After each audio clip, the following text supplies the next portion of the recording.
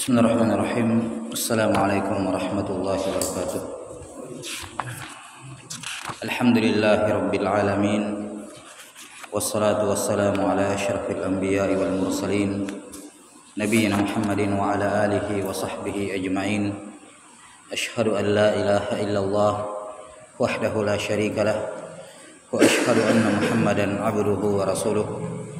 Allahumma la ilma lana illa ma 'allamtana innaka antal alimul hakim.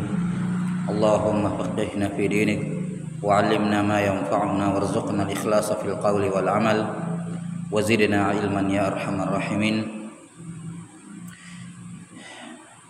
Kita lanjutkan penjelasan dari kitab Al-Yaqutun Nafis fi Madhhab Ibn Idris karya Syekh Ahmad bin Umar Asy-Syatiri rahimahullahu taala yang wafat tahun 1360 Hijriah. Pada pertemuan terakhir sudah diselesaikan 4 pembatal wudu. Ya, 4 pembatal wudu. 6. Yang pertama adalah keluarnya sesuatu dari 2 jalan kecuali mani. Yang kedua adalah hilangnya akal, ya, baik secara keseluruhan maupun sementara, kecuali tidur dalam keadaan duduk di mana pantatnya rapat ke tanah. Yang ketiga adalah bersentuhan kulit dengan kulit laki-laki dan perempuan tanpa pelapis. Yang keduanya sudah besar dan tidak ada hubungan mahram. Yang keempat menyentuh kubul atau dubur, ya, manusia, baik diri dia sendiri atau orang lain, dengan bagian dalam telapak tangan dan bagian dalam jari jemari. Setelah menyebutkan al-hadas, 4 perkara ini adalah al-hadas, yakni hadas kecil. Kata beliau rahimahullah, selanjutnya menyebutkan pembahasan mengenai ahkamul muhdis, hukum-hukum yang berlaku bagi orang yang berhadas, hukum-hukum yang berlaku bagi orang yang tidak berwudu. Kata beliau rahimahullah, ma yahrumu ala man intaqada wudu'uhu, hal-hal yang diharamkan, hal-hal yang diharamkan bagi orang yang batal wudunya atau yang tidak punya wudu. Kata beliau rahimahullah, yahrumu ala man intaqada wudu'uhu arba'atu asya, diharamkan bagi orang yang tidak punya wudu atau orang yang batal wudunya, diharamkan melakukan 4 perkara. Yang pertama as-shalah, salat. Yang kedua wa tawaf, tawaf. Yang ketiga wa massul mushaf, menyentuh mushaf. Dan yang keempat hamluhu, membawa mushaf, membawa mushaf. Ya, ini 4 larangan yang berlaku bagi orang yang tidak punya wudu atau orang yang batal wudunya. Larangan yang pertama salat. Diharamkan orang yang tidak punya wudu untuk mengerjakan salat. Ya, la tuqbalu salatun bi ghairi tahur, kata Nabi sallallahu alaihi wasallam. Tidak diterima salat orang yang tidak dalam keadaan taharah.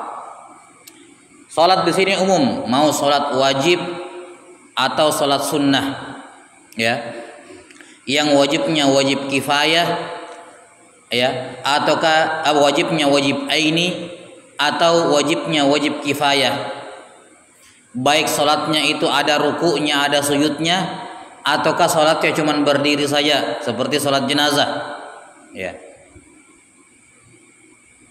Termasuk juga di dalamnya, masuk dalam kategori salat adalah sujud tilawah dan sujud syukur. Sujud tilawah dan sujud syukur hukumnya sama seperti salat. Kenapa? Ya, kalau salat jenazah kan berdiri tok, berdiri saja, tidak ada ruku, tidak ada sujud. Kalau sujud tilawah sama sujud syukur, sujud tok, tidak ada berdirinya, tidak ada duduknya, ya, tidak ada rukuknya, sujud. Sujud tilawah, sujud syukur itu hukumnya sama seperti salat. Artinya apa? Tidak boleh sujud tilawah kalau tidak wudu. Ada ayat-ayat sajadah lewat, sedang membaca Quran lewat ayat sajadah, dia mau sujud tapi tidak wudu, enggak boleh sujud, haram. Haram sujud tilawah kalau tidak punya wudu. Haram sujud syukur kalau dia tidak wudu. Dia sedang tidak wudu, tiba-tiba dapat kabar gembira, dia mau sujud syukur, Anda boleh. haram. Dan ini banyak pelanggaran terjadi. Kadang kalau perlombaan ya menang langsung sujud syukur, padahal tidak ada wudunya. Ini tidak syah dan dia berdosa. Ya, tidak boleh ada sujud syukur kalau tidak wudu. Tidak boleh ada sujud syukur, sujud tilawah kalau tidak menghadap kiblat. Karena sujud tilawah, sujud syukur sama seperti salat, harus menghadap kiblat. Maka tidak ada sujud syukur kalau tidak sujud tilawah, sujud syukur kalau tidak menghadap kiblat. Akan diterangkan nanti hukum khusus masalah dua ini. Ya. Tapi dalam masalah wudu harus wudu, menghadap kiblat harus menghadap kiblat. Sujud tilawah dan sujud syukur. Termasuk dalam kategori atau yang diikutkan hukumnya kepada sholat adalah khutbah Jumat. Khutbah Jumat itu dihukumi sama seperti sholat 2 rakaat. Mereka mengatakan karena asalnya sholat zuhur itu 4 rakaat. Pada hari Jumat diganti dengan sholat Jumat 2 rakaat. Ya, mereka mengatakan 2 rakaatnya itu khutbahnya. Makanya khutbah Jumat dihukumi sama seperti apa? Salat. Kata Ar-Ramli rahimahullahu taala, laisa lana dzikrun tushtaratu fihi tahara siwa khutbatul Jumu'ah.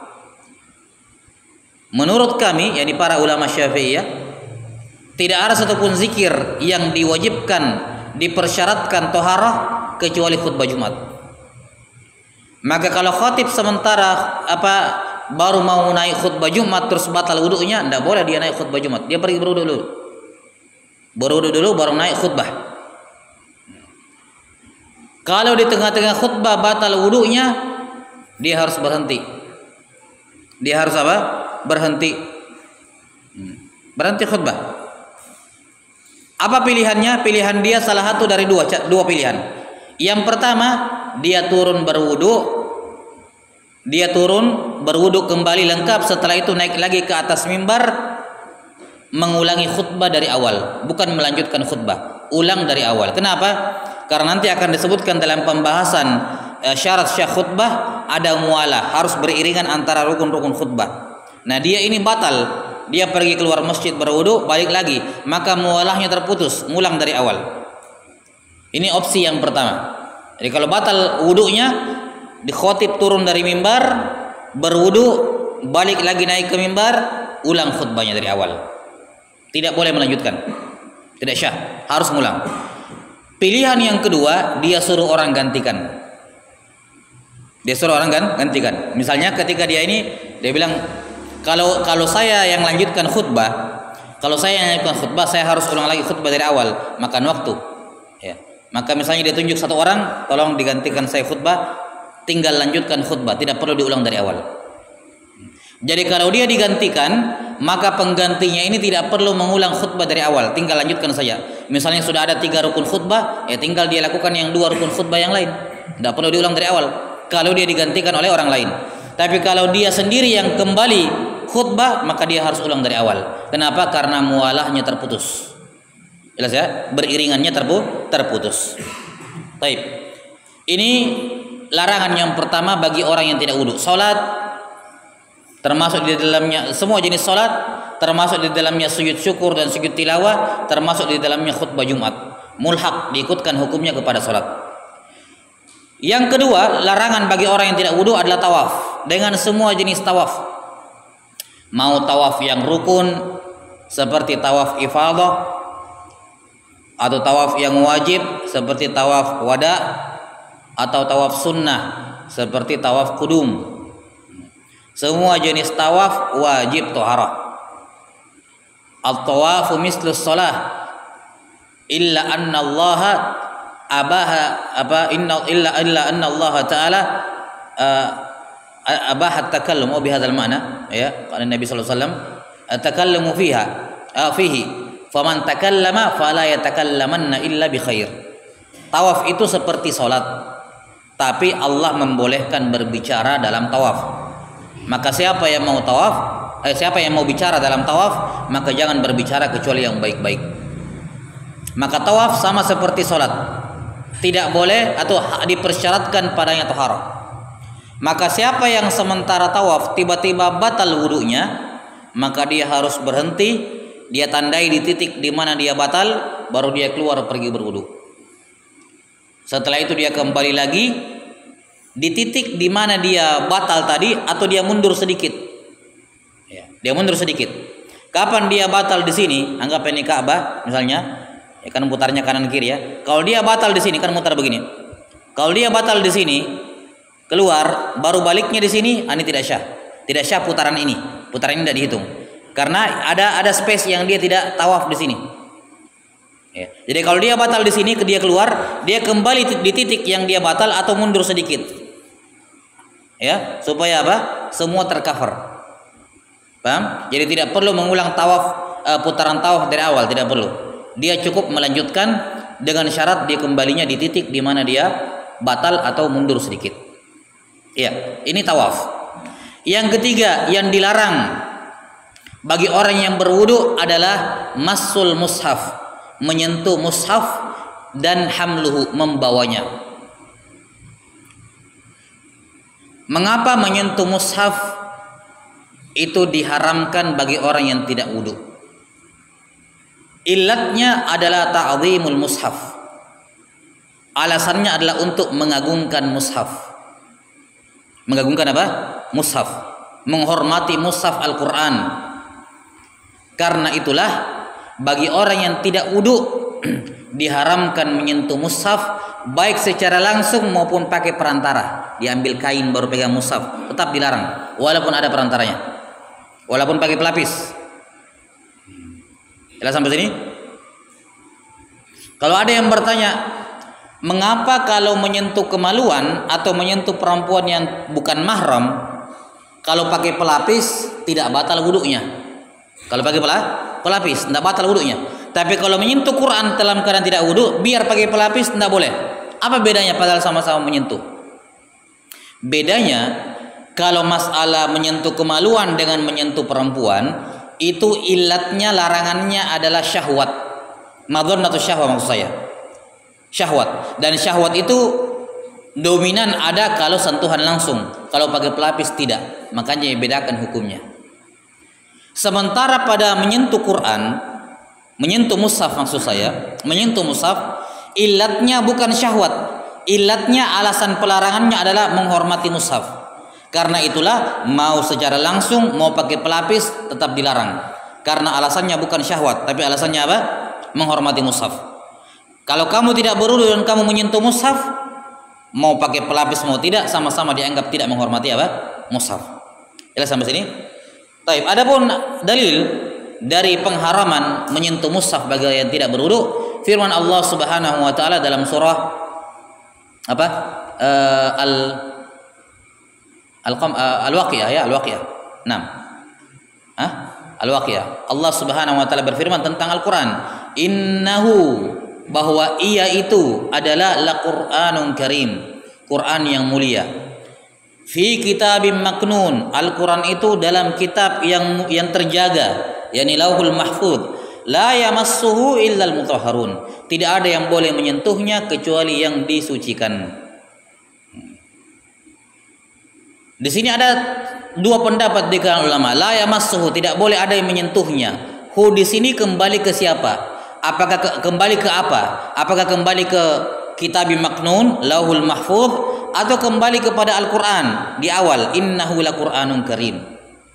Sebagian ulama mengatakan yang namanya domir, kata ganti orang itu, kata ganti maksud saya, kembali kepada yang terdekat. Sementara yang terdekat di sini adalah kitabum maknun.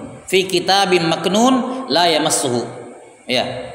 Al-Quran terdapat dalam Lauhul Mahfuz, tidak ada yang menyentuhnya. Nya kembali kepada Lauhul Mahfuz. Jelas sampai sini? Tapi mayoritas ulama, dan ini pendapat al-aimatul arba'ah, pendapat keempat imam, tidak bolehnya menyentuh mushaf. Mereka menafsirkan bahwa hu di sini kembali kepada Quranul Karim. Kenapa?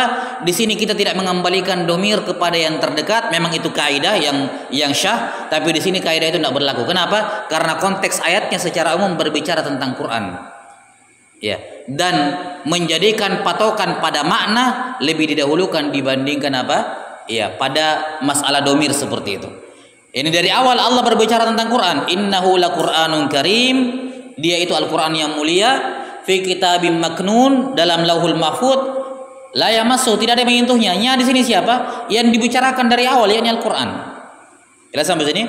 Maka itu adalah sifat Al-Qur'an. Tidak boleh ada yang menyentuhnya kecuali orang yang disucikan. Dan syariat menyatakan orang yang disucikan adalah orang yang berwudu minimal, bertoharoh. Iya, orang yang bertoharoh. Kemudian Imam Syafi'i rahimahullah mengatakan, kalaupun kita mengatakan di sini domirnya kembali kepada Lauhul Mahfuz, kalaupun kembali kepada Lauhul Mahfuz, itu dalil menunjukkan tidak boleh menyentuh Quran. Mimbab qiyas aulawiyah, yakni kalau Lauhul Mahfuz yang makhluk saja, makhluk dia tidak boleh disentuh kecuali oleh yang suci, apalagi Al-Quran yang merupakan kalamullah ghairu makhluk, lebih layak untuk tidak boleh disentuh oleh orang yang tidak bersuci, ya kan? Karena jelas Al-Quran lebih mulia dibandingkan Lauhul Mahfuz. Lauhul Mahfuz makhluk, ciptaan Allah. Al-Quran firman Allah, bukan ciptaan Allah. Itu sifat-sifatnya Allah. Maka kalau tidak boleh menyentuh Lauhul Mahfuz bagi orang yang tidak suci, apalagi menyentuh mushaf Al-Quran. Jelas ya? Taib.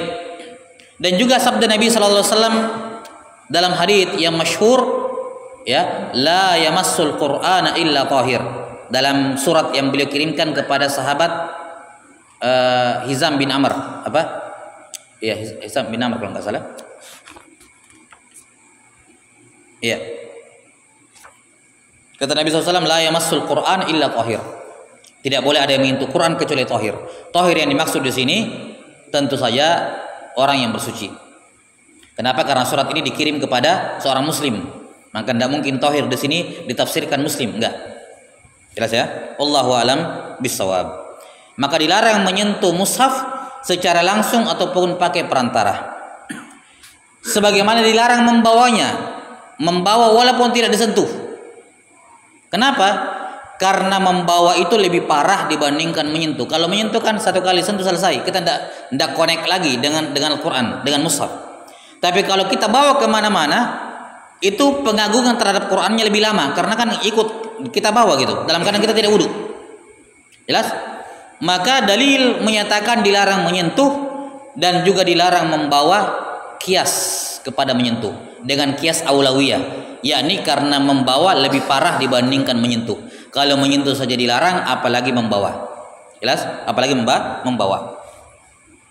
Nah, sekarang apa yang dimaksud dengan mushaf di sini? Yang mana yang dimaksud dengan mushaf?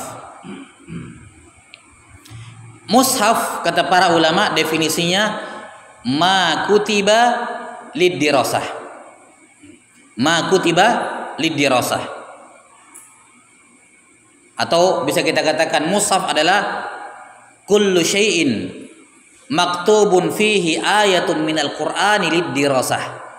Kullu syai', segala sesuatu, maktubun fihi, yang tertulis padanya, ayatan minal Quran, walaupun satu ayat, walaupun bismillahirrahmanirrahim gitu ya, walaupun cuma satu ayat, semua segala sesuatu maktubun fihi, yang tertulis padanya, ayatun minal Quran, ayat dari Al-Quran, liqasdid dirasa, dengan tujuan untuk dibaca dan dipelajari, dengan tujuan untuk dibaca dan dipelajari. Ini masuk dalam kategori mushaf. Jadi apapun medianya, selama itu dituliskan Al-Quran untuk dibaca, dipelajari, maka itu dihukumi mushaf. Contoh, saya robek selembar kertas, kemudian saya tulis bismillahirrahmanirrahim dengan niat ini basmalah yang ada dalam Al-Quran, bukan bismillah dalam konteks zikir, tapi bismillah dalam konteks apa? Ayat Quran ya. Saya mau menulis Al-Fatihah, tapi saya baru tulis ayat yang pertama bismillahirrahmanirrahim, saya tinggalkan sebentar.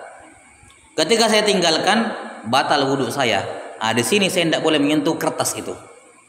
Kertas satu lembar itu sudah dihukumi mushaf, tidak boleh disentuh. Jelas sampai sini? Tidak boleh disentuh.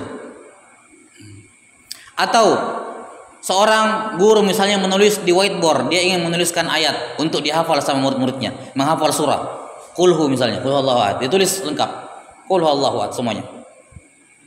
Maka setelah selesai, whiteboard ini sementara hukumnya hukum mushaf. Ya, sampai sini? Whiteboard ini hukumnya hukum apa? Hukum mushaf karena dia media yang dituliskan padanya ayat dengan tujuan dibaca. Siapa saja yang tidak berwudu tidak boleh menyentuh whiteboard tersebut. Karena hukumnya apa?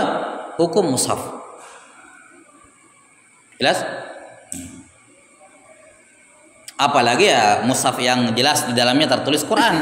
Ya, mau juz 30 juz atau yang per 5 juz atau per 1 juz. Semua sama. Itu jelas mushaf. Kenapa? Karena dia ditulis dengan niat untuk apa? Dibaca. Dengan niat untuk dibaca. Dan yang jadi patokan niatnya adalah niatnya penulis ketika dia menulis. Niatnya penulis ketika dia menulis. Misalnya nih, saya tulis ayat untuk saya menulis ayat bukan untuk dibaca, sekedar saya tulis saja misalnya. Nanti kita akan sebutkan. Bukan untuk dibaca, ditulis. Maka ketika itu ini tidak dihukumi mushaf. Kenapa? Niat saya menulis Al-Quran di atasnya bukan untuk dibaca. Jelas sampai sini? Jadi saya ulangi, definisi mushaf, semua yang tertulis di atasnya, apapun medianya, selama tulisannya tetap. Kalau ada orang menulis ayat di air pakai tinta, itu tidak dikatakan mushaf karena hilang, nggak tetap tulisannya. Ya, atau nulis di udara misalnya begini, nggak tetap, nggak dikatakan mushaf.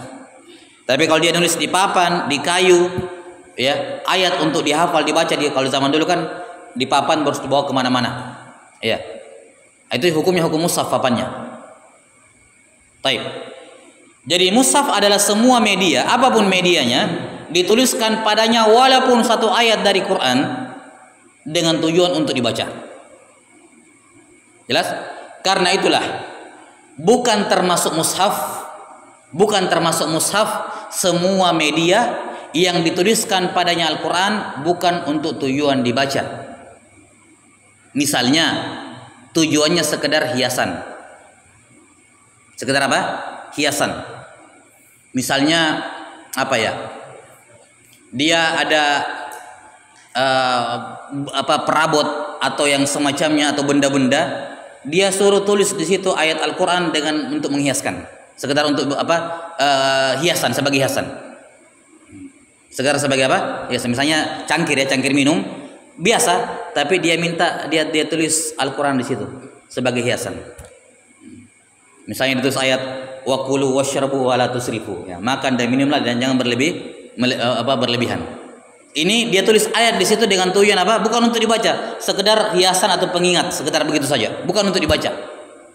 Maka ini gelasnya tidak dihukumi mushaf. Tidak dihukumi apa? Mushaf, karena tujuannya ditulis bukan untuk dibaca.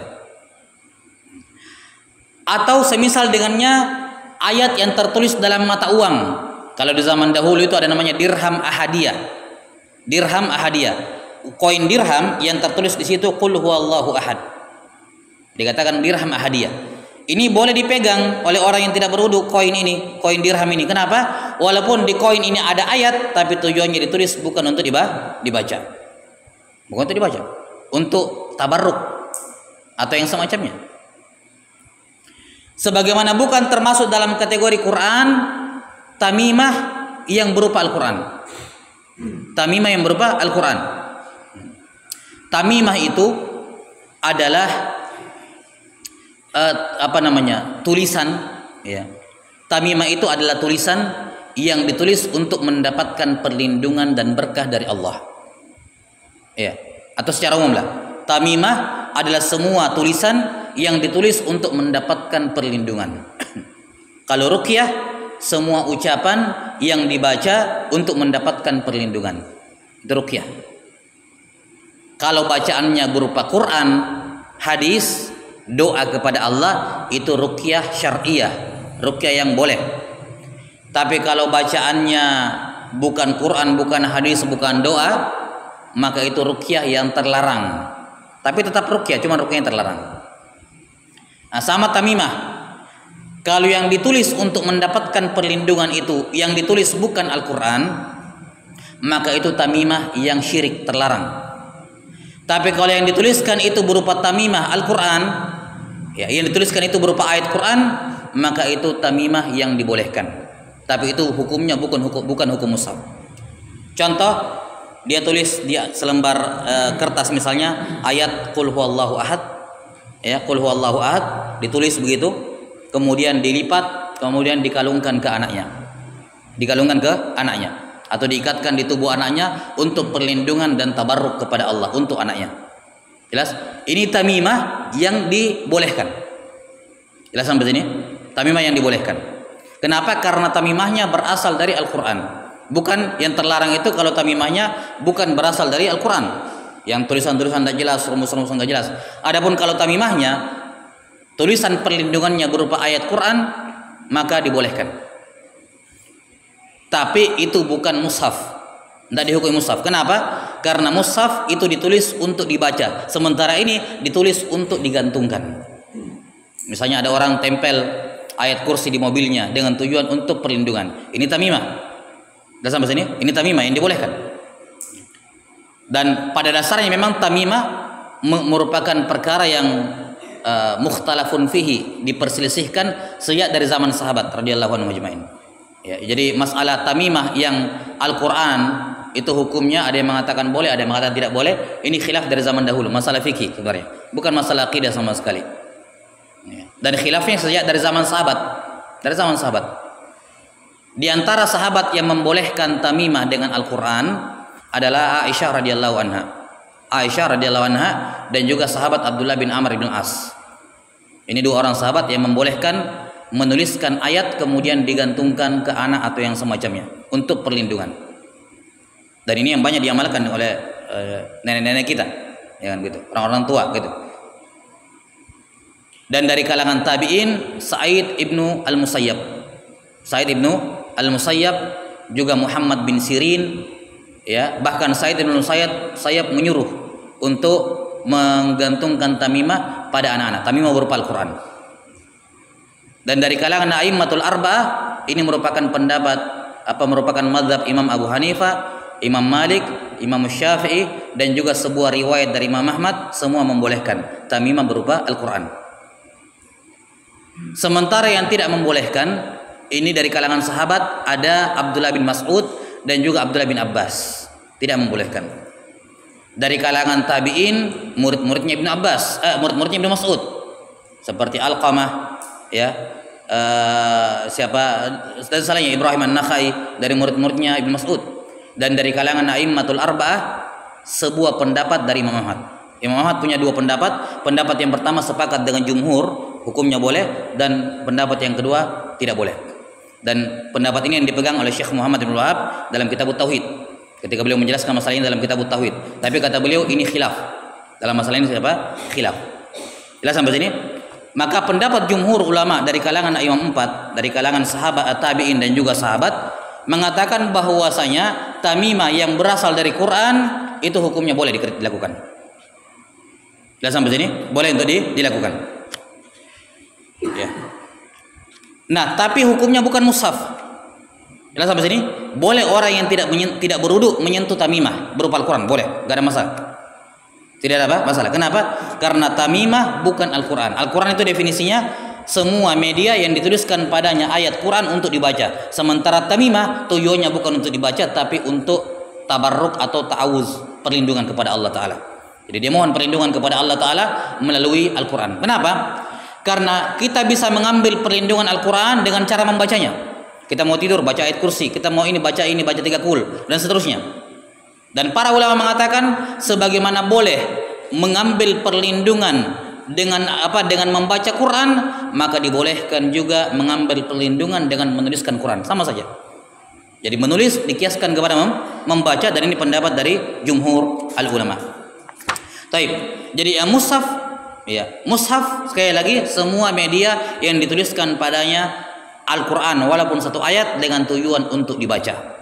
Maka bukan termasuk mushaf tadi ayat yang ditulis sebagai hiasan atau yang tertulis di uang ataukah yang Al-Quran yang berupa tamimah. Jelas sampai sini? Ini tidak tidak termasuk dalam kategori mushaf, sehingga boleh disentuh dan boleh dibawa bagi orang yang tidak berwudu. Ya, wallahu taala alam bisawab. Kemudian Setelah kita paham bahwa mushaf itu ini definisinya, bagian mana yang tidak boleh disentuh? Bagian mana yang tidak boleh disentuh? Jelas sampai sini?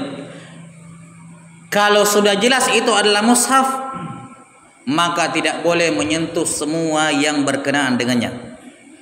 Tidak boleh menyentuh hasyiahnya, footnote-nya, ya, footnote atau pinggiran putih ini kan karena mushaf di tengah-tengah, di sini ayatnya, tapi pinggirannya ada lembaran putih kosong di tepi-tepinya, ya, tidak boleh disentuh, walaupun sekedar dibuka lembaran begitu. Jadi bukan dikatakan tidak boleh menyentuh hurufnya yang dilarang disentuh, enggak, bukan hanya hurufnya, tapi lembaran itu sendiri, walaupun dia menyentuh di bagian yang putih, tidak ada tulisannya, itu tetap dilarang. Karena ini semua hukumnya apa? Mushaf. Tidak boleh menyentuh pinggirannya, tidak boleh menyentuh footnote-nya. Kalau mushaf yang apa namanya di bawahnya ada catatan kaki sedikit gitu, tidak boleh disentuh. Tidak boleh disentuh. Jelas sampai sini? Termasuk di dalamnya sampulnya. Sampul mushaf tidak boleh disentuh. Tidak boleh disentuh. Bahkan walaupun sampulnya lepas dari mushaf, selama orang masih menamakan itu sampul mushaf, maka tidak boleh disentuh.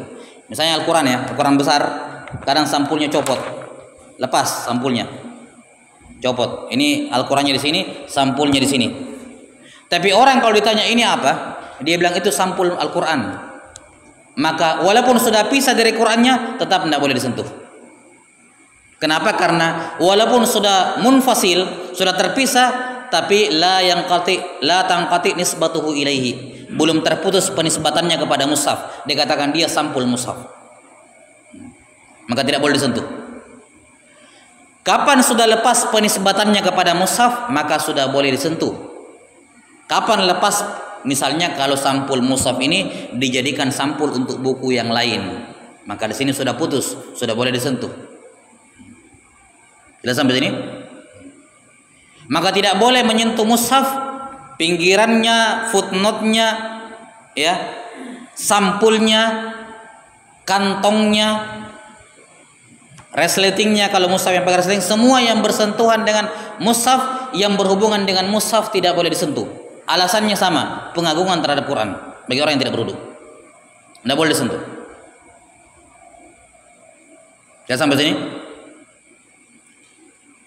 Kantong-kantong mushaf, misalnya ada tas khusus dibuat untuk tempat mushaf, atau tas khusus tas mushaf, atau box kotak khusus orang buat untuk simpan mushaf. Jelas sampai sini? Maka yang seperti ini, kantong, tas, kotak mushaf, lemari mushaf, dibuat lemari khusus niatnya untuk taruh mushaf. Ini bukan yang lain, ini lemari mushaf, ini lemari buku yang lain, ini lemari khusus mushaf gitu. Jadi semua bejana-bejana, ya, tempat-tempat, apakah berupa kantong, berupa tas, berupa kotak, berupa lemari, kalau dia dibuat khusus untuk mushaf, maka tidak boleh disentuh dengan dua syarat. Tidak boleh disentuh dengan dua syarat. Syarat yang pertama, memang dibuat untuk mushaf. Dan yang kedua, mushafnya sementara ada di dalam. Kalau mushafnya tidak sementara ada di dalam, maka boleh menyentuh kantongnya. Misalnya tas mushaf, sudah keluar mushafnya, wudu saya batal, maka saya boleh menyentuh tas mushaf ini karena mushafnya lagi tidak ada di dalam. Atau kotak mushaf, tidak ada mushaf di dalam, saya boleh menyentuhnya.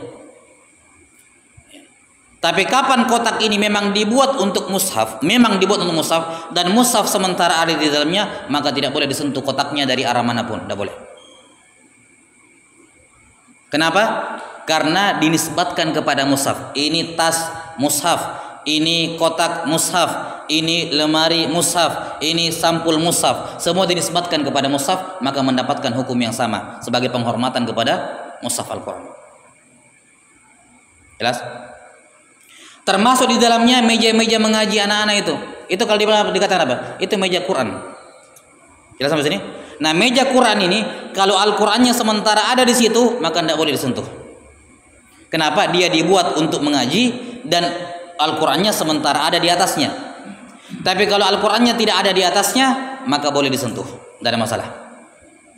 Tapi kalau meja yang memang dibuat untuk mengaji, kemudian Qur'annya sementara ada di atasnya, maka tidak boleh disentuh mejanya, kursinya, mejanya itu oleh orang yang tidak berwudu. Kenapa? Dinisbatkan kepada mushaf. Dinisbatkan kepada mushaf. Taib. Adapun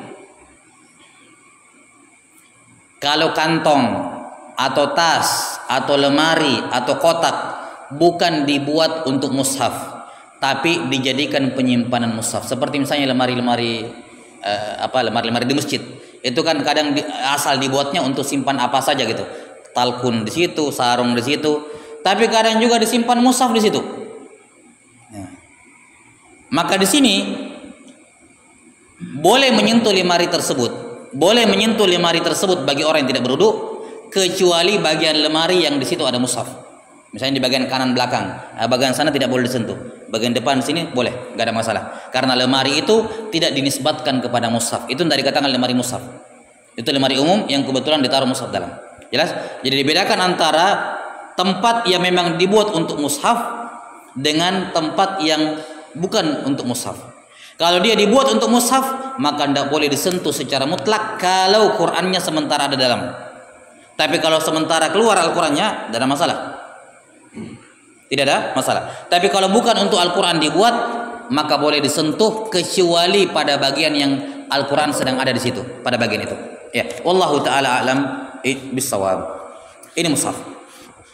Kemudian berkenaan dengan mushaf yang di dalamnya ada Al-Quran, ada ucapan selain ucapannya Allah, ada ucapan manusia. Misalnya buku-buku tafsir, atau misalnya tafsir kata per kata, atau misalnya tafsir ringkas, ayatnya segini tafsirnya sedikit. Intinya Al-Quran itu ada Al-Qurannya, ada ucapan manusia di dalamnya, mau bahasa Indonesia mau bahasa Arab, yang penting bukan Quran. Apa hukumnya menyentuh yang seperti itu? Kata para ulama, hukumnya dilihat yang paling dominan. Kalau yang paling banyak di dalamnya adalah Al-Quran, selain Al-Quran jumlahnya sedikit, walaupun cuma beda satu kata, ini Al-Qurannya lebih banyak, terjemahannya atau tafsirnya lebih sedikit, maka ini dihukumi mushaf, tidak boleh disentuh. Dihukumi mushaf, maka tidak boleh disentuh. Tapi kalau terjemahannya atau tafsirnya lebih banyak dibandingkan ayatnya, maka dia boleh disentuh. Tidak dihukumi apa? Tidak dihukumi mushaf. Nah, tidak dihukumi mushaf. Wallahu alam bisawab. Kemudian yang terakhir, berkenaan dengan mushaf elektronik yang ada di gadget atau yang semacam di HP. Apa hukumnya menyentuh HP yang padanya ada Al-Quran bagi orang tidak berwudu? Sebagian mengatakan kalau aplikasinya sedang terbuka tidak boleh disentuh, tapi kalau aplikasinya sedang tertutup tidak apa-apa.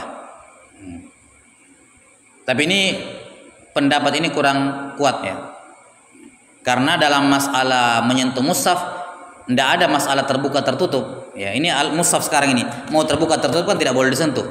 Jadi tidak ada patokannya aplikasinya terbuka atau tidak, itu pembedaan yang lemah gitu. Yang benarnya menyentuh mushaf elektronik itu di gadget dan semacamnya boleh secara mutlak. Boleh secara apa? Boleh secara mutlak bagi orang yang tidak berwudu. Kenapa? Pertama, mushaf dalam gadget itu tidak masuk dalam definisi mushaf yang kita sebutkan. Ya, apa definisi mushaf? Ditulis. Dan mushaf elektronik itu berupa tidak ditulis, dia berupa kode-kode apa namanya? 0101 itu. Hah? Kode binar toh, itu aja. Jadi bukan ditulis hakikatan. Itu kan kode-kode doang, cuma tampilannya kayak Quran gitu. Maka tidak masuk dalam definisi mushaf. Dia nggak ditulis. Sekumpulan kode yang tampilnya ke kita Al-Quran, tapi dia tidak ditulis, maka tidak memenuhi definisi mushaf. Jelas ya? Kemudian yang kedua, mushaf elektronik itu, kalaupun kita mau katakan mushaf, itu ibarat kita melihat mushaf lewat cermin. Kita buka mushaf di depan cermin, baru kita sentuh cerminnya. Orang tidak berwudu, apakah boleh menyentuh? Boleh, ya kan? Sama saja. Jadi mushaf elektronik sama seperti menyentuh mushaf yang ada di bayangan mushaf di cermin, boleh hukumnya. Ya. Dan yang ketiga, hakikatnya kita tidak menyentuh kan, karena yang disentuh layar, bukan mushafnya hakikatan disentuh layar gitu. Nah, maka dari sudut pandang manapun, mushaf elektronik tidak masuk dalam definisi mushaf, sehingga boleh untuk disentuh bagi orang yang tidak berwudu. Wallahu a'lam bissawab. Baik, azan dulu.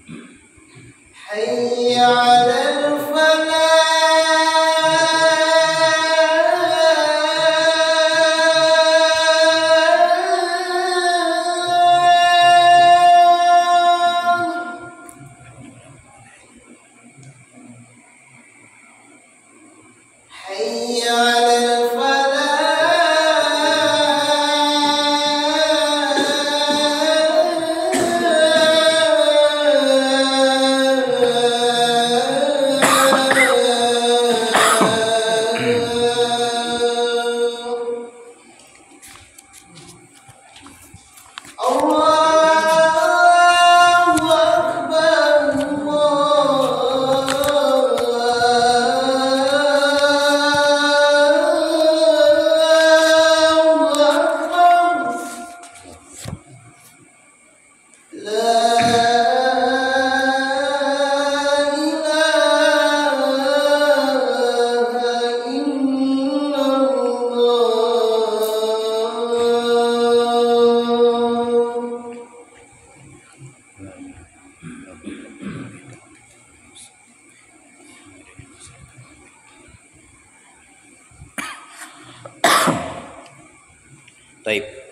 Kemudian larangan yang terakhir adalah membawa mushaf.